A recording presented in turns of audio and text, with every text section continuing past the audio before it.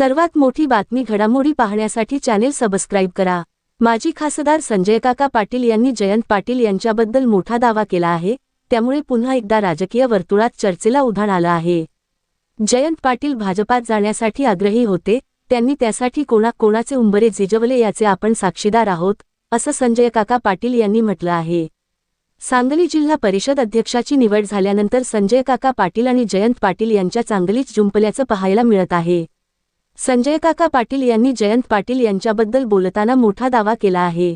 भाजपात जाण्यासाठी जयंत पाटलांनी किती वेळा उंबरे झिजवले याचा साक्षीदार संजय काका पाटील आहे, अशा शब्दात जयंत पाटील भाजपात जाण्यासाठी आग्रही होते, असा गौप्यस्फोट राष्ट्रवादी अजित पवार गटाचे माजी खासदार संजय काका पाटील यांनी केला आहे।